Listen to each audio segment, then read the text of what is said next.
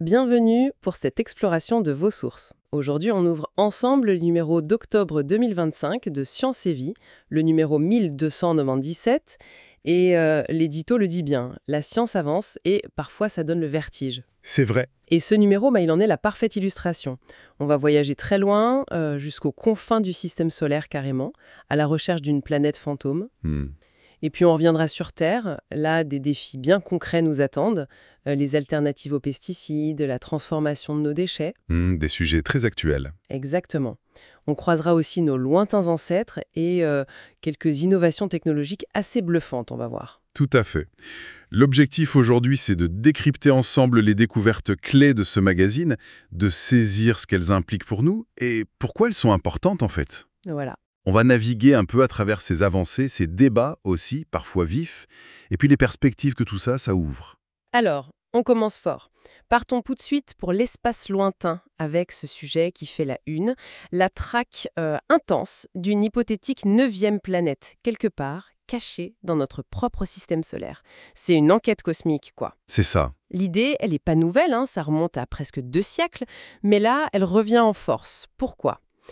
À cause du comportement, disons, étrange de certains objets glacés très lointains. On les appelle les transneptuniens extrêmes. Oui, leurs orbites sont bizarres. Voilà, elles semblent curieusement alignées, comme si une masse invisible les perturbait par sa gravité. C'est ça l'indice principal qui pointe vers cette fameuse planète 9, ou P9. Exactement. Et les modèles théoriques, les simulations, dessinent un portrait robot assez précis, on peut dire. On chercherait une planète environ 4 fois plus massive que la Terre. 4 fois la Terre, quand même. Oui.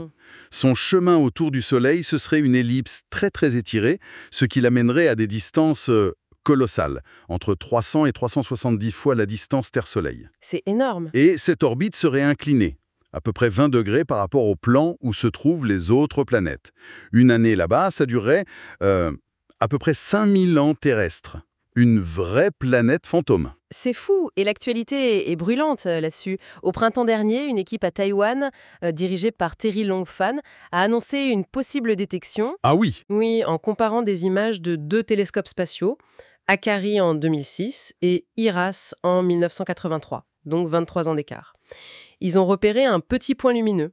Et ce point, il semblait s'être déplacé pile comme on l'attendrait pour P9. D'accord. Un mouvement minuscule dans le ciel, mais compatible. Alors là, forcément, l'excitation était palpable. Oui, sauf que, il y a un hic. Un problème majeur est apparu. L'orbite qu'ils ont calculée pour cette candidate, en se basant sur ces 2 points, elle est hyper inclinée, 120 degrés. Ah oui, 120 degrés. C'est pas 20 ça. Ah non, pas du tout. Ça ne correspond absolument pas à l'inclinaison de la P9 théorique, celle qu'il faut pour expliquer l'alignement des transneptuniens. Donc on se retrouve avec une contradiction en fait. Une sorte de paradoxe. C'est ça. D'un côté, une P9 théorique qui expliquerait les orbites. De l'autre, une candidate observée dont l'orbite ne colle pas. Alors, est-ce qu'il y aurait 2 planètes différentes ? C'est là que Mike Brown intervient, de Caltech. Lui, c'est un des pionniers de cette chasse à P9. Et pour lui, c'est impossible. Impossible ? Oui, 2 planètes aussi massives sur des orbites si différentes, elles n'auraient pas pu coexister longtemps. Leurs interactions gravitationnelles, elles auraient mené soit à l'éjection de l'une, soit à une collision. Donc ce paradoxe, ça montre que moins une des 2 hypothèses est fausse. D'accord. Et les complications, elles ne s'arrêtent pas là, malheureusement. D'autres découvertes récentes jettent aussi un doute sur la P9 théorique elle-même. Ah bon ? Lesquelles ? Alors, il y a par exemple 2017 OF201. C'est une planète naine découverte par Xiao Cheng à Princeton.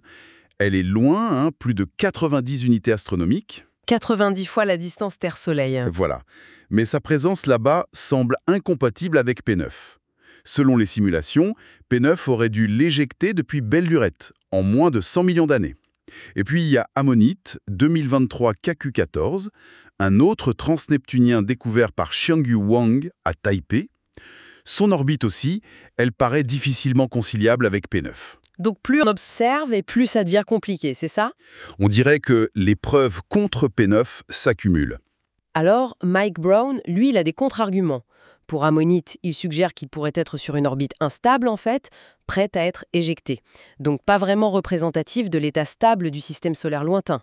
D'accord, un cas particulier. Voilà. Et pour 2017 OF 201, il souligne qu'elle s'approche quand même assez près de Neptune. Du coup, elle serait plutôt sous l'influence de Neptune. Ce ne serait pas un vrai transneptunien extrême dont seul P9 dicterait l'orbite, si vous voulez. Neptune aurait pu la mettre là récemment, en quelque sorte. C'est l'idée, oui. Donc, la défense de P9 tient encore, mais c'est vrai que c'est débattu. Le débat sur les observations est donc loin d'être fini. Mais il y avait une autre grosse objection à P9. Comment une planète comme ça aurait pu se former si loin? Les modèles classiques disaient que Jupiter l'aurait éjecté. C'est exact. Mais là aussi, il y a du nouveau. Sean Raymond, à Bordeaux, a montré que ces anciens modèles oubliaient peut-être un détail clé. Le Soleil, il est né dans un amas d'étoiles, avec plein d'autres étoiles autour. Ah oui, ces sorts de naissance. C'est ça. Et en incluant l'influence gravitationnelle de ces étoiles sœurs au tout début du système solaire, eh bien, ces simulations montrent qu'une planète comme P9 a pu se former et se stabiliser sur une orbite lointaine dans environ 40% des cas. Ah, quand même. 40%, c'est pas négligeable.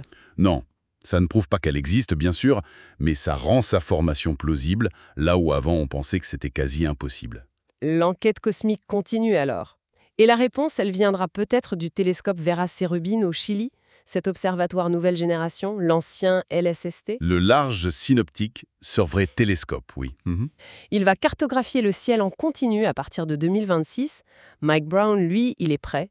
Il compte analyser les données chaque nuit apparemment. Impressionnant. Et même si on ne voit pas P9 directement, la découverte de plein de nouveaux transneptuniens grâce à ce télescope, ça permettra, par la statistique de leurs orbites, de trancher P9 existe ou pas. Le suspense reste entier. Complètement. Bon, on quitte l'immensité glacée de l'espace, on revient sur Terre. Autre sujet majeur de ce numéro, l'acétamipride.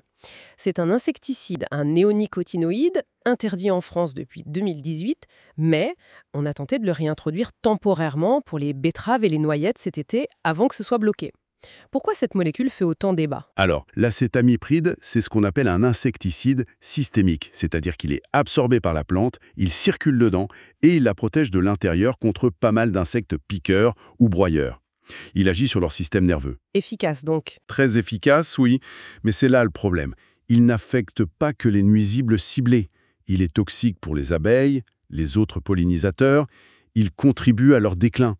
Et on observe ou on suspecte aussi des effets préoccupants chez les oiseaux, les vers de terre, et même potentiellement chez l'humain. Oui, l'article mentionne qu'on en retrouve des traces dans nos corps et des études animales suggèrent des liens possibles avec des troubles neurologiques, des dommages à l'ADN. D'ailleurs, l'Autorité européenne de sécurité des aliments, l'EFSA, vient de diviser par 5 la dose journalière admissible. Tout à fait, en 2024. Ça montre bien que les préoccupations sanitaires sont sérieuses. Et face à ça, évidemment, la question des alternatives est cruciale. Est-ce qu'il y en a? Absolument. Et l'enquête de Sciences et Vie qui s'appuie sur les travaux de l'ANSES, l'Agence nationale de sécurité sanitaire, montre que oui, ces alternatives existent et elles sont même nombreuses. On peut les regrouper en 9 grandes catégories. 9 catégories. C'est beaucoup. J'imagine qu'il y a des solutions chimiques moins nocives, mais aussi d'autres approches? Exactement. Il y a d'autres insecticides, de synthèse ou naturels, jugés moins risqués. Mais il y a surtout, et c'est ça qui est intéressant, la lutte biologique. La lutte biologique, c'est-à-dire? Utiliser les ennemis naturels des ravageurs. Par exemple, lâcher des petites guêpes qui vont pondre dans les pucerons, ou utiliser des champignons qui tuent les insectes, ou encore des molécules, des phéromones qui vont perturber leur comportement. On peut aussi utiliser des méthodes physiques, comme des filets anti-insectes ou certaines huiles qui asphyxient les ravageurs. Et l'agriculture elle-même, les pratiques agricoles peuvent jouer un rôle majeur. Énormément. C'est même clé. Aménager des bandes fleuries ou des haies pour abriter les prédateurs naturels. Pratiquer le paillage, la rotation des cultures. Utiliser des engrais organiques, ça rendrait même les plantes moins appétissantes pour les pucerons apparemment. Ah oui? Oui. Et puis, il y a la sélection de variétés de plantes plus résistantes, soit par des méthodes classiques, soit via les nouvelles techniques d'édition du génome comme CRISPR.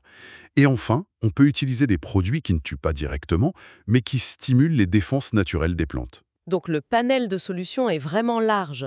Mais est-ce qu'elles sont efficaces? Et si elles existent, pourquoi on ne les généralise pas plus?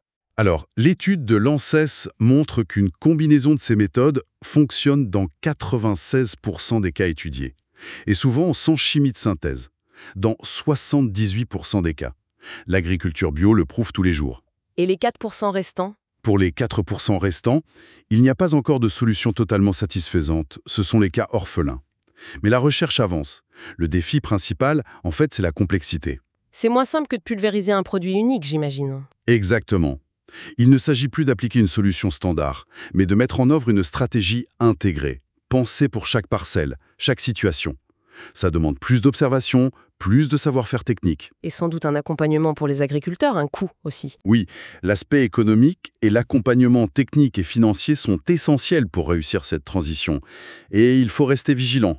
Même certaines alternatives, comme le spinosade, qui est autorisé en bio, peuvent avoir des impacts sur l'environnement.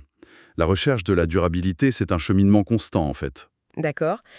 Un autre fil conducteur de ce numéro, c'est une idée assez stimulante, voir nos déchets, nos pollutions, non plus comme une fatalité, mais comme une ressource potentielle, notamment une ressource énergétique. Oui, c'est une approche très présente dans le magazine, cette idée de transformer les problèmes en solutions, grâce à la chimie notamment. Prenons l'exemple des sargasses, ces algues brunes qui envahissent les plages des Caraïbes, c'est un vrai fléau. Tout à fait. Toxique, coûteuse à ramasser. Mais à la Barbade, une start-up, Remet Sargassum, a eu une idée. Les transformer en biométhane. Du rhum et des sargasses, c'est ça? Presque. Ils sèchent les algues, ils les mélangent avec des résidus de distillerie de rhum, d'où le nom, et du fumier de mouton. Le tout est mis dans une cuve sans oxygène et des bactéries digèrent le mélange en produisant du méthane. Ce gaz peut ensuite être utilisé comme carburant. C'est ingénieux. Et ça a un vrai potentiel? C'est prometteur, oui. Ils estiment que ça pourrait couvrir 10% des besoins en carburant pour les transports sur l'île.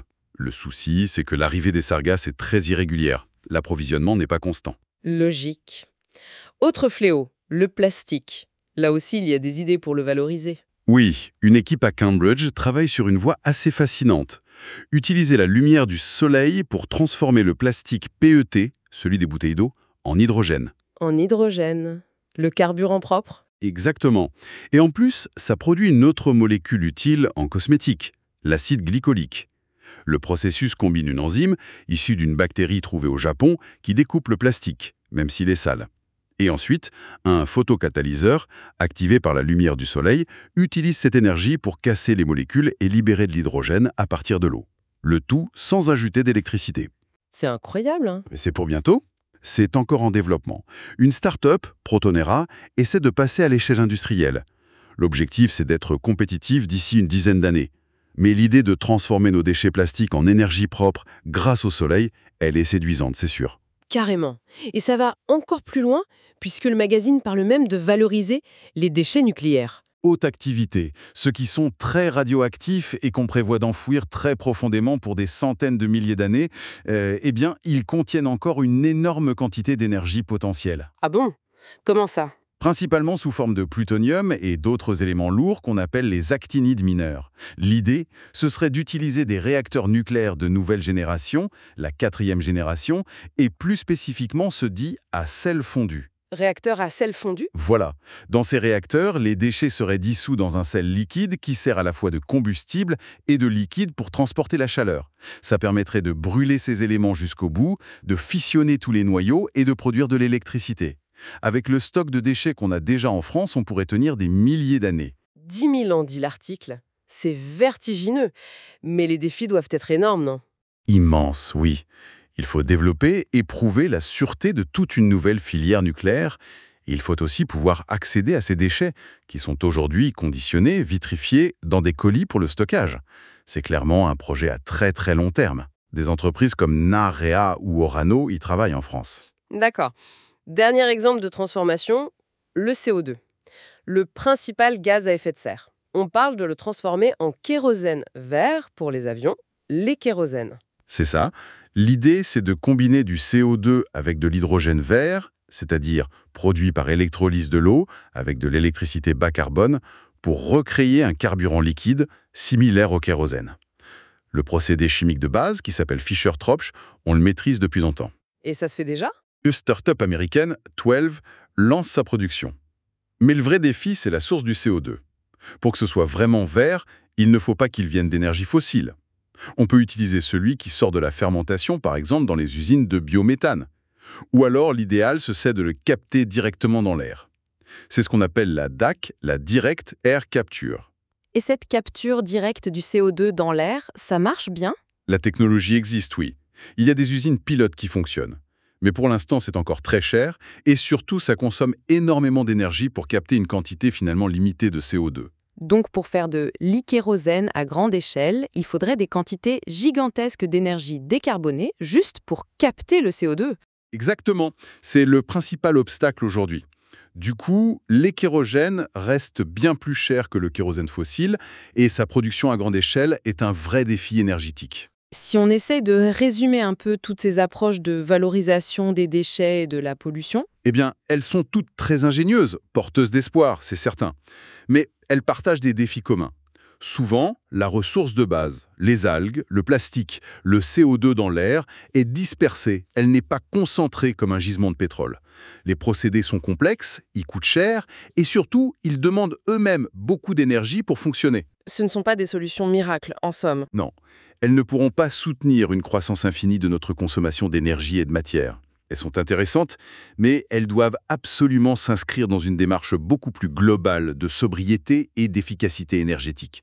On ne résoudra pas tout juste avec la technologie. Message reçu, merci pour cette mise en perspective importante. Allez, on passe maintenant à quelques autres découvertes étonnantes glanées dans ce numéro. On aurait enfin un visage pour l'homme de Denisovas. Ça, c'est incroyable. Oui, c'est une avancée assez spectaculaire. Grâce à l'analyse d'un crâne exceptionnel trouvé en Chine et qui était resté caché pendant 85 ans, on a pu combiner plusieurs approches, l'étude de sa forme, l'ADN ancien extrait du tartre dentaire et l'analyse des protéines des os.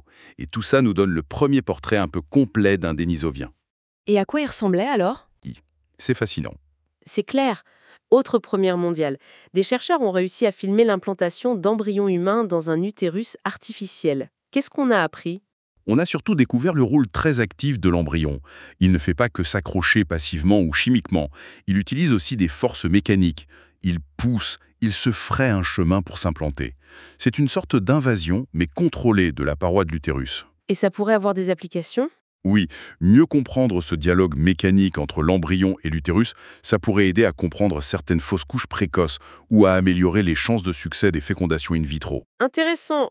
Une nouvelle plus surprenante peut-être, la psilocybine, la molécule active des champignons hallucinogènes, pourrait avoir des effets anti-vieillissement. C'est ce que suggèrent des études préliminaires, oui. Pour l'instant, c'est sur des cellules humaines en culture et sur des souris. Les souris traitées avec de faibles doses vivent plus longtemps et restent en meilleure forme physique. Et on sait comment ça marche? Pas encore précisément. Peut-être une stabilisation de l'ADN, une réduction du stress oxydatif. Les mécanismes exacts restent à découvrir. Mais c'est une piste de recherche pour lutter contre les maladies liées à l'âge. À suivre de près, donc. Côté cuisine, une bonne nouvelle pour nos poêles anti-adhésives. Des chercheurs ont créé un revêtement avec beaucoup moins de PFAS, ces fameux polluants éternels qui posent tant de problèmes. Oui, l'astuce, elle est structurelle. Ils ont créé une surface en silicone avec plein de minuscules pointes, un peu comme un tapis de fakir microscopique. Et au sommet de chaque pointe, il y a juste quelques molécules de PFAS et des PFAS moins nocifs que ceux utilisés habituellement. Et c'est aussi efficace? Apparemment, oui. L'efficacité anti-adhésive serait similaire, mais avec 10 fois moins de ces composés persistants.